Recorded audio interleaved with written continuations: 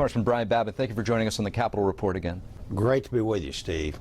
Congressman, it looks like the Biden administration is going to be lifting Title 42 by May. What does this mean for Texas, which is, the state that you represent, and the country as a whole? It really means disaster is in the wings. The already crisis and disastrous border situation that we have today will be much, much worse with this. I can tell you, never in history has a U.S. president done as much intentional damage to our country as we've seen in the last 14 months. It's just appalling to see what's happening. Our mayors in Texas, in fact, every state is a border state now. Just the other day, I saw a quote from the mayor of Uvalde, Texas. The federal government's dumping illegals in his town, as so many towns across the country are having this happen. And he says the Biden administration has no regard for the American people. And it is stunning to see these types of policies that were developed to control our border during the Trump administration. Title 42 is one of the last ones that we have. In fact, it is the last one because they had already gotten rid of the MPP remaining in Mexico. And so we will have, I think we're on track for over 200,000 crossings in March. And when Title 42 is lifted, it wouldn't surprise me to see that doubled. You're a ranking member on the Space and Aeronautics Subcommittee, and on the issue of China, we were in a space race decades ago with Russia. Right now, we have Russia and China competing with us in space. Where do we stand? Well, we've been partnering with the Russians now for over 20 years. We've had a manned International Space Station for well over 20 years now, in partnership with our European allies, Japanese, and the Russians. And of course, with this Ukrainian, situation with the invasion, terrible invasion that's happening, this has been strained. But we're certainly hoping that partnership, because I've never talked to a U.S. astronaut that did not tell me that he had a great relationship with the Russian counterparts, the cosmonauts. And so the value that we're gaining and deriving from our International Space Station, it's basically a giant scientific lab.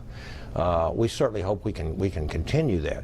The Chinese, on the other hand, they are absolutely on a track to surpass us in space. And we want to make sure that as we go to the moon and go on further to Mars, in the next decade or so, that the United States of America, with our open society, with freedom, with liberties that we've all enjoyed in our country because of our constitutional and Republican form of government, that we make those rules in space, and not the Communist Party of China. Now, just before I let you go here, due to the classified nature of our military weaponry that we use in space, how difficult is it to make sure that we're pushing those programs forward and that the American people know that we're on the right track?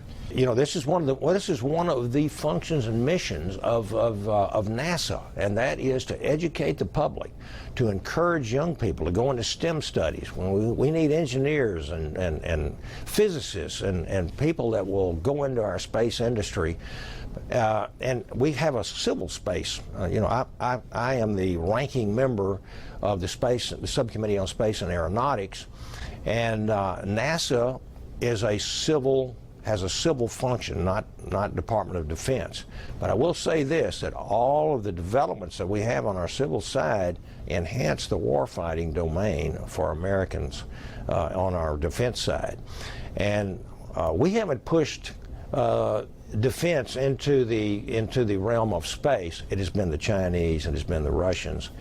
We've seen some of the tests where they've actually destroyed some of their own satellites up there to prove that they have that capability, if there ever was a need for that. And the warfighting domain has now reached space, and who controls that high ground will control the low ground as well. So America we have to be on our P's and Q's, on our toes, if you will, to make sure that our space program is on track. We've already seen some weaponry that has been tested by the Chinese, hypersonic weapons, which we have no defense for at this current point, and we have to make sure that we don't allow ourselves to be behind in the development of these types of weapons. We want to make sure that we are the #1 military power in the world today, because as the ancient Greeks said, if you want peace, you prepare for war. Congressman Brian Babin, thank you. You're welcome, Steve. Thank you.